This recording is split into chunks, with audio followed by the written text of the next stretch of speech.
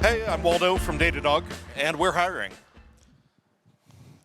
So, have you ever said something that was either taken the wrong way, or somebody took the absolute wrong meaning from what you said, or you had a disagreement that turned into a full-blown argument? Me neither. Are we rolling? Oh, okay. So, once upon a time, a long, long time ago, I was in the Marine Corps and I got married. And at the time, the Marine Corps had a very high divorce rate compared to the normal population. And things like domestic disputes and divorces took a lot of time and energy away and decreased unit readiness and individual readiness.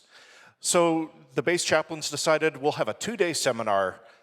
Well, out of that, I distilled this down to 5 useful minutes. The key to active listening is the token. The token could be anything, but ideally it's the person holding the token is the only person who speaks, and when they're done, they surrender it to the other person. Not all tokens are created equal. Ideally, it's something that can be held in the hand, but can't be weaponized or break things. Personally, I like pot holders. They have a nice, satisfying weight to them. So let's meet Sam and Terry. These are any two people. They could be dev and ops. They could be significant others. It could be anybody. But Sam has a problem that they need Terry to hear. So Sam sits Terry down, identifies the token, and states their problem. Now, at this point, Terry's job isn't to respond to the complaint. Terry's job is to restate what they think they heard Sam say. At that point, when Sam is done, they hand the token to Terry, and Terry replies back with what they had. Hands the token back to Sam, and Sam either confirms or that Terry is correct, or clarifies or restates their position. Terry can also ask for clarification themselves, and they return the token to Sam. Eventually, this continues until Sam confirms that Terry has stated what Sam intends. This sounds slow and tedious, and it can be, but it works. So now that Sam has confirmed that Terry understands, Terry finally replies. They can respond to the original complaint. After that, Terry gives the token to Sam, and Sam does the same thing, paraphrasing back to Terry what they think they heard. And this goes back and forth, statement and confirmation, until everybody has said their piece. Now, we're 6 slides into that, and each person has made it exactly one statement. You have the statement, the restatement, and a confirmation. And if you're familiar with TCP, this looks a lot like SYN, SYNAC, and ACK. This process is slow. It's deliberate. And that's a feature of it. It's intended. By having everybody make their statement and be assured that they're going to be heard, you're encouraged to listen to what other people are saying instead of trying to time your quip and come up with something, a funny repartee. Now, things to be avoided are jokes or broad and overarching statements like, you're a slob, or you always, or you never. Be specific. Now, participating in this is difficult, and it requires investment. There are plenty of ways to be a bad actor, but there's really only one way to participate in it correctly. This is, again, a feature. Now, it's not always going to be the right time or place, but if somebody is consistently not working with you through this process, they're showing themselves to be a bad actor, and they may not respect you. But what makes this work? Like I said, being slow is a feature of it. It reduces escalations of emotion and not talking more past each other more by ensuring that everybody has the opportunity to say their piece and be heard. We all want to be heard and understood, and this is one way to ensure that we communicate better with one another. So I hope you find this informative and that this becomes one more useful tool in your DevOps life and all of your life.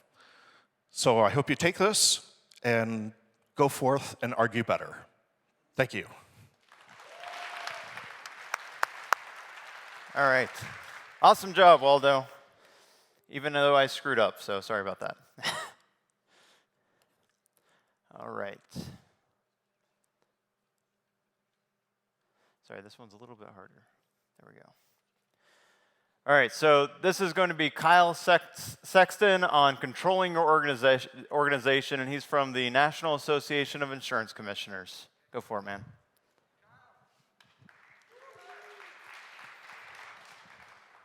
All right, so he stole my first slide, but yeah, my name is Kyle Sexton, and today I'm going to be talking to you about dealing with security controls within your organization, sort of like ways to handle scenarios you may run into.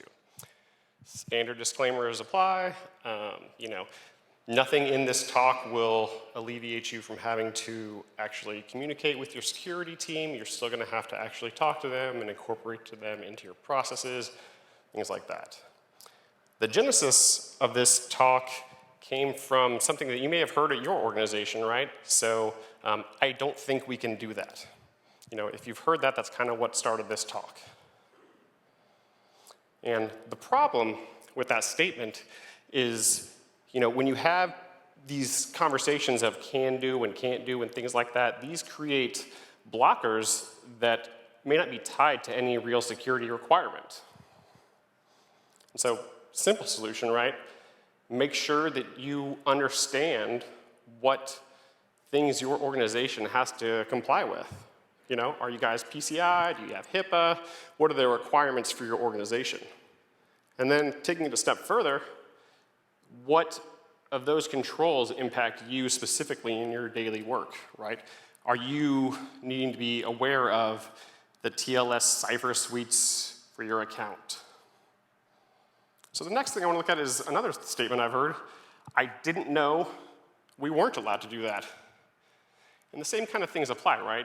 To solve this, you're going to have to know what your organization's policies are and how they affect you. But there's also, you know, this fact that you're finding out about the violation after it has occurred.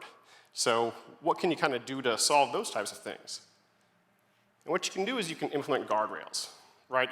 You can put things in place to prevent those bad actions from ever happening. And so put those gates in to stop the violation from occurring.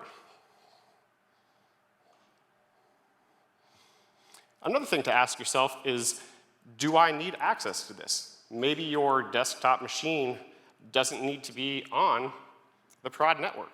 You know, what do you actually need to do the work for your job? And the last kind of thing that I've heard is you aren't allowed to do that.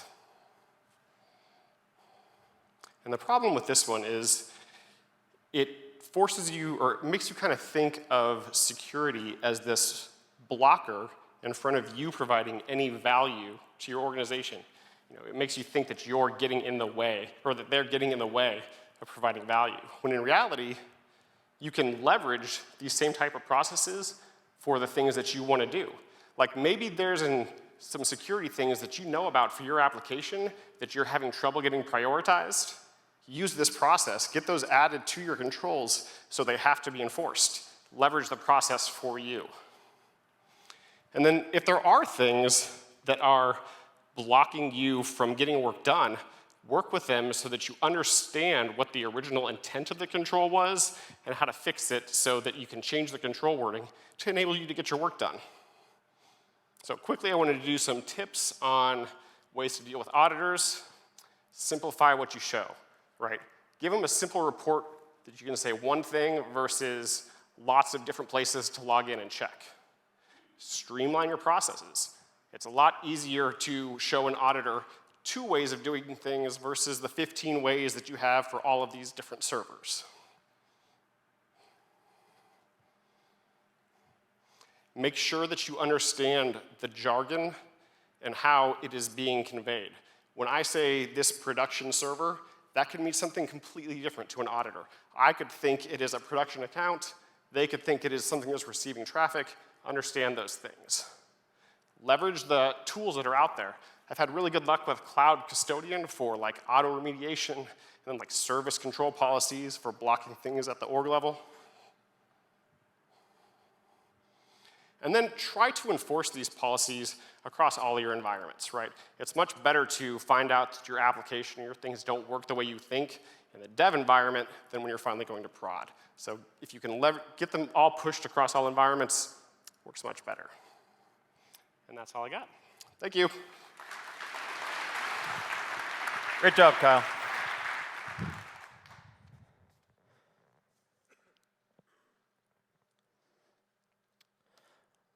Awesome. I love these sessions because you get a little bit of an appetizer of an idea. And so our next appetizer will be Matt, and he is going to be talking about the 7 deadly sins of DevOps. So give him a round of applause. Hi, so why the 7 deadly sins of DevOps? I think that often we're told how we should do DevOps so much that it can get confusing and overwhelming that maybe it's a little easier to look at how we shouldn't do DevOps. So, with the DevOps, or the 7 deadly sins, I think are pretty common and universal and well-known. Likewise, I think there's similar common, frequently had mistakes in DevOps, and that maybe we can compare those to each other and look if there's ways we can avoid making these mistakes. So before we dive in, what are the 7 deadly sins? There's gluttony, greed, lust, sloth, wrath, pride, and envy. So I want to look at each of those and then compare them to DevOps and see what we can do differently. So lust, of just doing DevOps. I think sometimes we just want to do DevOps and check a box that we've done it, or we want to buy a tool and now we're doing DevOps, but that's not how it is.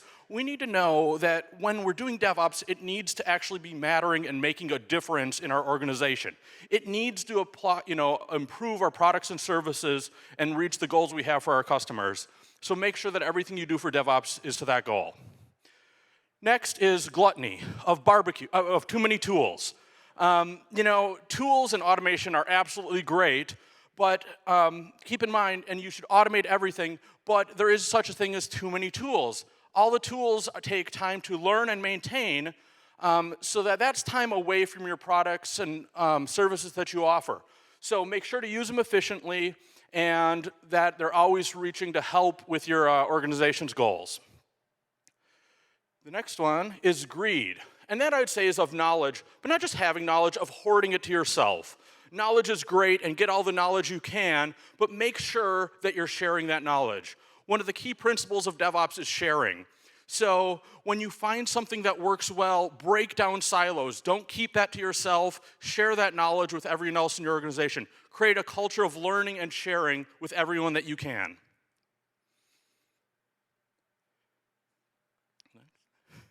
All right, next, sloth. Now, what's wrong with sloth? I love sloths, and it's probably my favorite part of being a programmer. I think that if there's tasks that are boring or repetitive or easy to make mistakes, then I don't want to keep doing them all the time. I want to automate them so I don't have to worry about them. The problem is if there's tasks that aren't exciting or glamorous, say testing or security or monitoring, something you don't like, that you skip it. So don't do that. Make sure that you're baking it in from the beginning, you're automating that, and it's not going to get lost and forgotten. So wrath, I think, with getting upset with mistakes. Now, if you're the one telling the computer what to do and it doesn't do what you want, you can't get upset with the computer. Furthermore, don't get upset with the mistakes. Instead, embrace them, or really embrace what you can learn from the mistakes. Don't embrace the mistakes and keep doing the same mistake over and over. That makes no sense. Instead, see what you can learn as quick as possible, look how you can improve, and make your DevOps journey better that way by learning from your mistakes.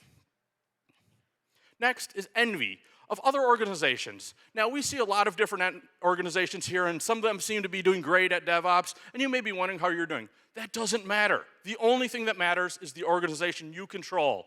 Just worry about your own DevOps journey. So as Puppet's State of DevOps report says, about 80% of organizations are in the middle of their DevOps evolution. So that probably means that's most of us. We're not meant to just start doing DevOps once or do a single thing, but it's a journey that we keep on doing. And finally, pride. You know, it's great to celebrate success and have great things happen, but don't stop resting on your laurels. DevOps isn't a single thing. It's a cultural change and set of practice you always do.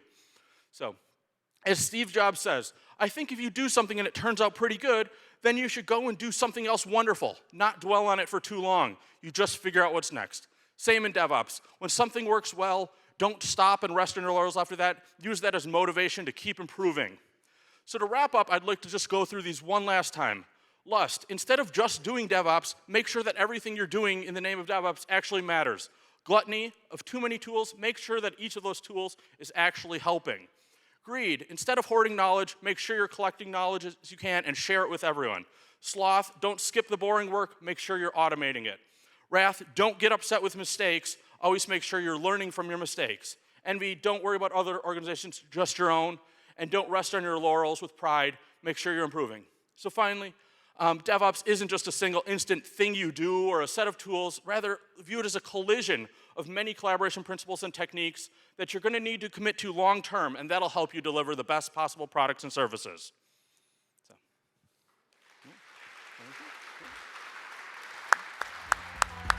Awesome. Great job, Matt.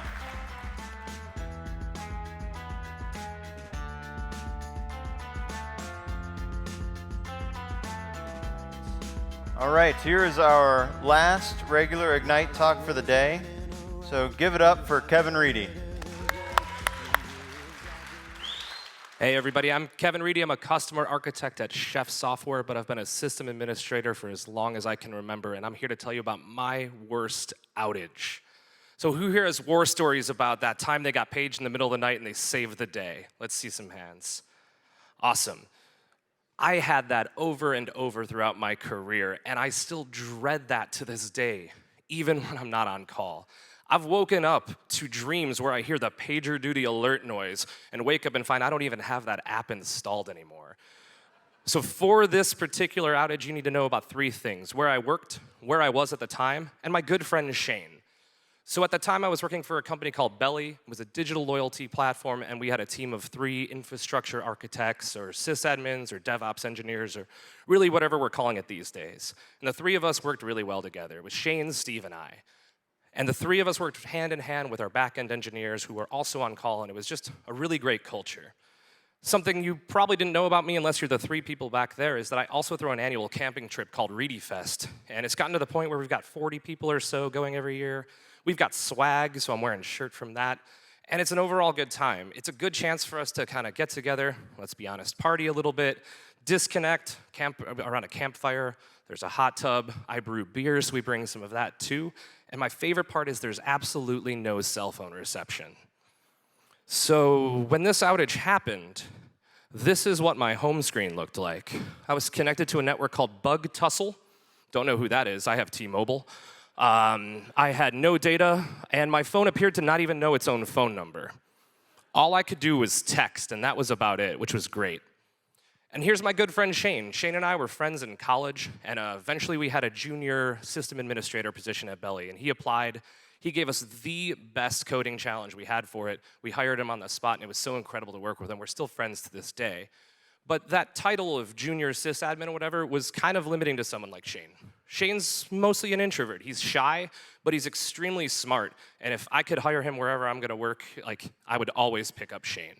So then I get this text message from Shane. Hey, Kevin, so Steve deleted the production database and everything is down. I know you're on vacation, but is there anything you can do from there?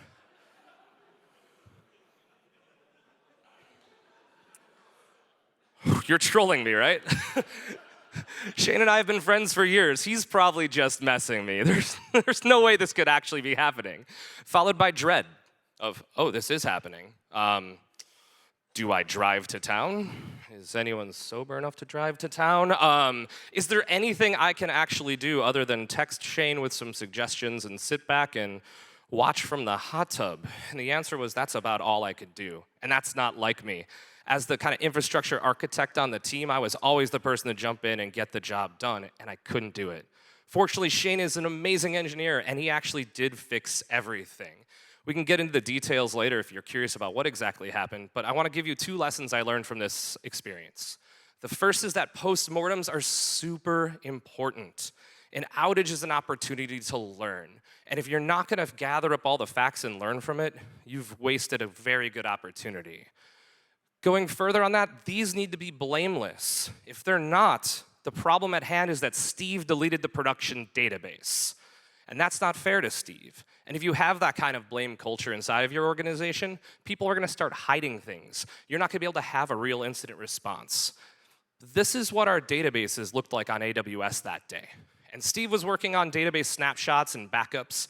And which of these do you think was the production database? Anyone have a guess, 1 to 5? 1's a good guess, but it was actually number 3. And that's the database that Steve deleted, thinking, oh, my backup script must have left something left over, and man, we're paying so much money for this multi-AZ database, we should totally just go and clean these up. Whoops, it's a problem, it's a mistake I could have made, Shane could have made, and really anyone here could have. The second thing I want to bring up is that junior engineers are really important. If you're going to hire them, you need to give them opportunities to succeed. They need to be the great engineers you hired them to be, and they need your help to do it. And a lot of times that means stepping back out of the spotlight. For me, this was actually hard to do. I very much was the person who wanted to be that hero and save the day, and I was thrown into a position where I couldn't, and it really made Shane shine. And for that is probably the best thing I learned from this outage. So if you have junior people, please give them the chance to shine. Thank you so much to the organizers and sponsors for making this happen, and please give feedback at the link here or at me on Twitter. Thanks, everybody. Great job, Kevin.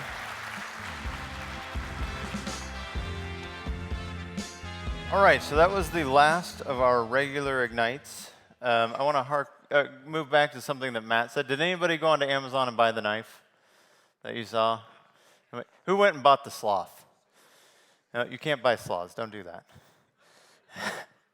All right, so next we're going to be doing some Ignite karaokes. From these previous Ignites, hopefully you've learned something. Maybe you've learned the right words to put into Google so that you get more results and you can learn more.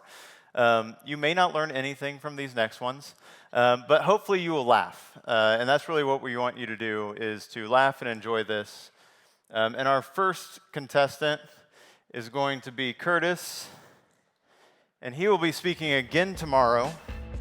So give him a round of applause. This is really hard. He has no idea what is coming next. All right.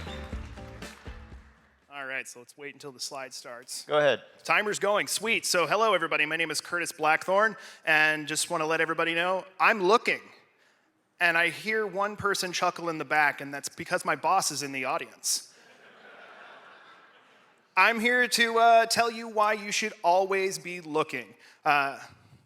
You should be yelling this to your bosses, to your coworkers, that you are looking. And the reason why you should be looking is because you don't want to get left behind. So while I might be looking to get out of a place because it's Friday afternoon at 4:30 and they're telling me, hey, by the way, you have a production deploy, that has been given to me before many times. Not at this place, but other places. And if I wasn't looking, I'd still be there. Because a lot of times those production deploys are like car wrecks. You see it coming and you still get hit head on. Now, when I say I'm always looking, I don't mean necessarily that I have a foot out the door and ready to punch my boss in the face as I head out the door. What I mean by that is I'm always entertaining offers. I'm looking at things that are job postings that are opening up. I'm making sure that I have a way to keep things running. So if I do get fired and things are broken and I need to fix that, I have a way of finding to get a new job. Another reason why you want to keep looking is you need to be able to understand all the new tools and practices that are going on so that way you can be ahead of the curve. If you stay at the same place for 35 years doing the same thing at a mediocre level, you're going to make mediocre money. And sure, you might be okay at it, but you're going to end up using probably the wrong tools for the job. Another thing too is we've heard a little bit about kind of this pay talk earlier. If you're not looking and you're not actually learning what other people are making, you probably are going to be underpaid. And so you need to be aware with your coworkers and managers that you are looking, but it makes you have to keep working harder. you can't rest on your laurels. You do need to be constantly improving yourselves, because eventually you're going to have all the success in the world, but one day you might be called on it. And your boss is going to be like, yeah, you've been a pain in the ass. Keep going. Get out the door. So you better be ready. And you better have been leveling up your skills. You know, like, yeah, you can be a sysadmin for a while, but eventually you got to put on that monocle and you got to make sure you look like you run China, and that way you are Winnie the Pooh. But I will say, occasionally when you do this, it does leave a big mess. And if you aren't careful, you will be the one cleaning it up because you've ran your mouth a lot. I apparently don't worry about that, and I just kind of break open and spill everything out. But yes, also one thing I always leave out and tell people, if you are always looking, one of the key benefits that recruiters, close your ears, they'll take you out places that have nicer bathrooms than this, and they'll buy you lunch. It's beautiful. I can't count the number of free lunches I've had with places and recruiters that I'm probably never going to work with, but they gave me free food. And that's the key to success, is free food. You have to be able to know, and be sure when the recruiter's like, hey, do you want to go get coffee or lunch? You say lunch, and you're like, and they usually ask, where do you want to go? And then you're like, barbecue, or this other place I wanted to go, because you're hungry. That's broke. Fix it. You gave me that one twice, so I was ready.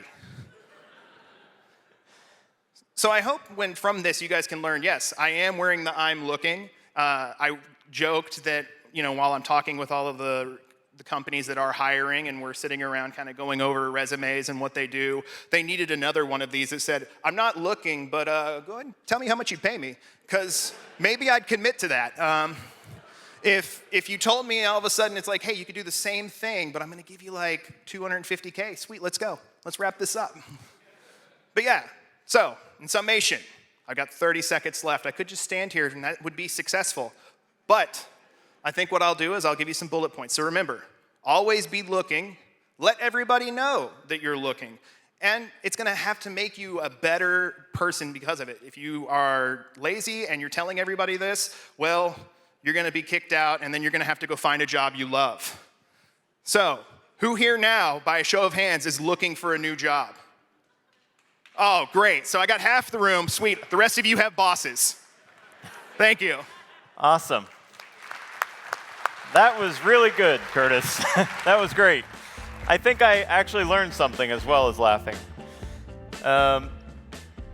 So also, I didn't even introduce myself. I'm Dan Barker. I work for RSA Security, and based on this conversation, I'm hiring. So if you are looking for a job, feel free to reach out.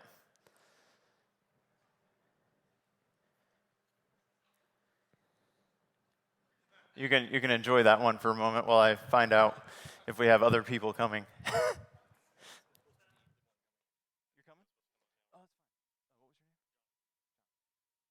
All right, for our next one, this is JJ's slide deck that he produced, and we have Jonathan, who's going to be presenting this.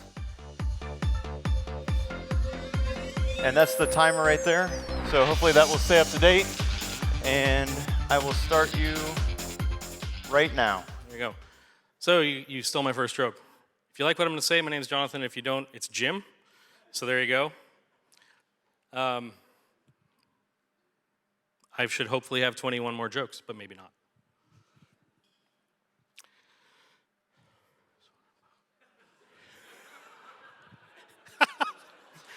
Okay, so there's two people in the crowd that know me. They know I love dad jokes, so this is going to be awesome. I might just let you read those things and not talk at all.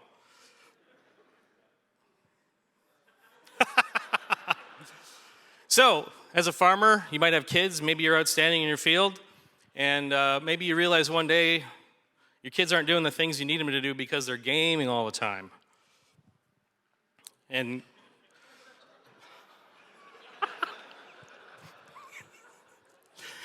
so you drink enough that you're about to lose your liver because your kids aren't doing the things they need to do. Maybe they're failing in school. How do you solve that problem?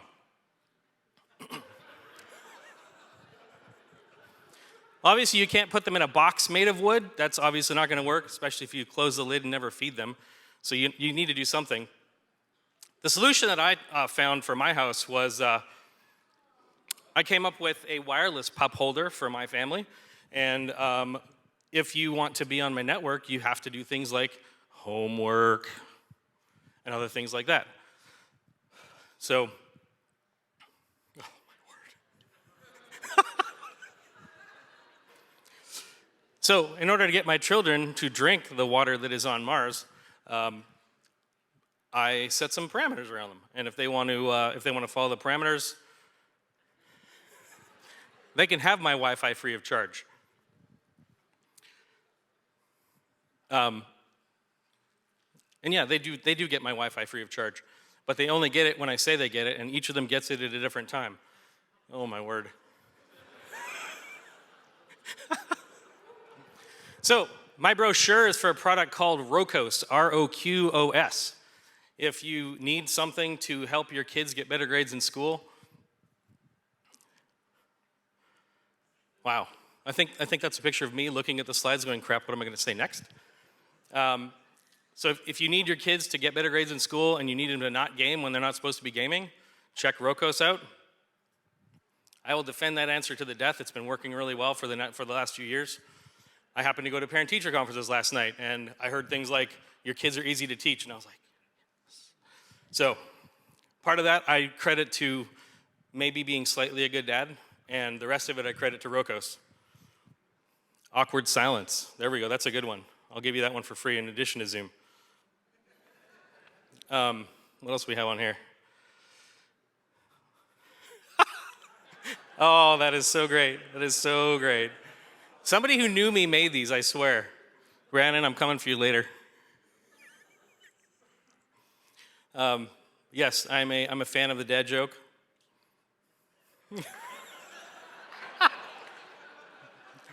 Oh, my word. That's yes. So you get TCP on my network. Hopefully, it also protects you from viruses so that you don't end up with the electronic version of malaria. And my kids, of course, call me my lord because that way they get the Wi-Fi. I can't even read that one, so we're just going to say, I don't know. No idea. A mistake. Yes, very good. Yeah, that's me. When the Wi-Fi goes down, I'm roasted. And yeah, so if you want to throw caution in the wind, get yourself some good Wi-Fi and some good control for your house. Roqos. Don't worry, you only have 40 seconds left of me. Wow. Just wow. Yeah. If your Wi-Fi goes down, your kids might behave like the dogs on your right, maybe. Netflix and chill. Yeah. Also, if your network goes down, that's probably going to be you doing the Netflix while everyone else in your house isn't chill. So that's kind of a bad time.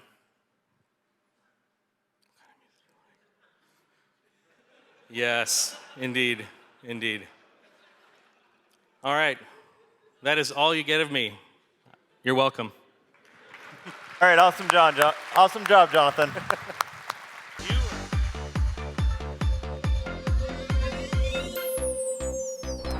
All right. I'm not even sure what's happening, but there are multiple people coming out. A lot more than I was told. So it's going to be all 5 of you. So what are you going to do? We're doing Ignite karaoke. All right, I'm confused. I don't know what's coming next either. They are going to do group Ignite karaoke, and I've never seen this, so this should be really entertaining. Let's go. Hi, I'm Daisy, and I have recently been tasked to hire for my new team, and we're doing the DevOps. Very excited to interview my candidates. I swore you said group therapy.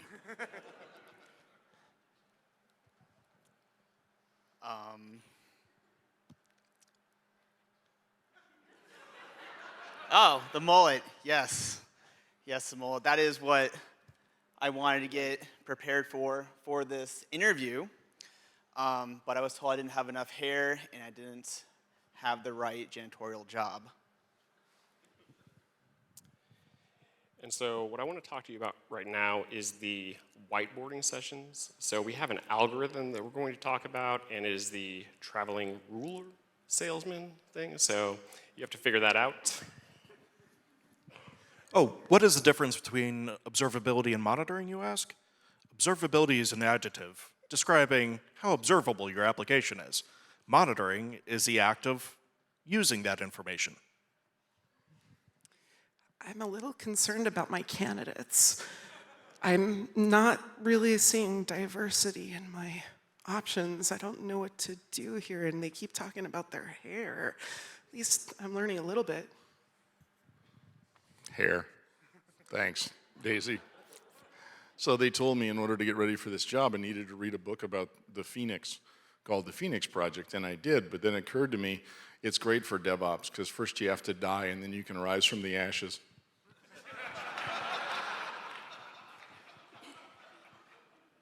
And I also have to say, this is a picture of me whenever you give me this job. I will feel like I'm on top of the world, so hire me.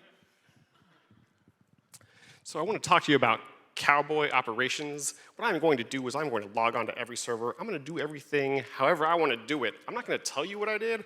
It's going to get done, though. You don't need to ask any questions. As you can plainly see, I think it's completely self-explanatory. You're with me? Good. Wow, my stress is increasing as time goes on. I definitely am feeling the pressure from my coworkers to find a really effective and efficient person, but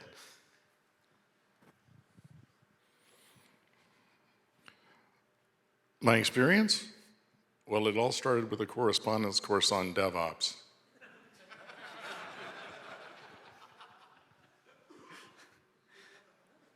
And don't you worry, by the time I do start with you, my long, sexy hair will be flowing, as you can see in my resume picture.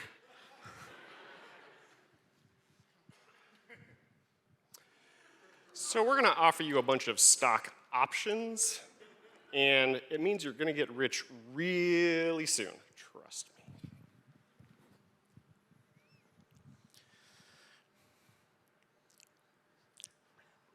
If you take nothing else from our experience today, just like Soylent Green, DevOps is made up of people.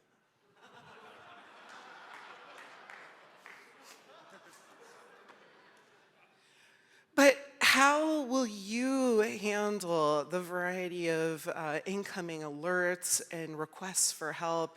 Do you feel like you're able to balance priorities, and how would you do that? Yeah, I handle stress really well. Less competition. But yeah, I'll chow through any work you give me. And again, like I said, profile picture too. My hair will be flawless.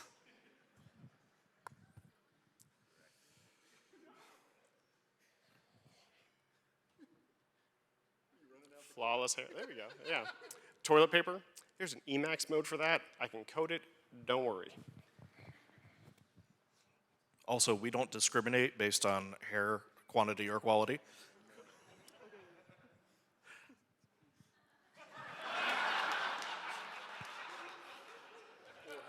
Look, I'm smart and I know things. I'm really sorry, but the position's been filled by an internal candidate. Thank you so much. Awesome job. Thank you.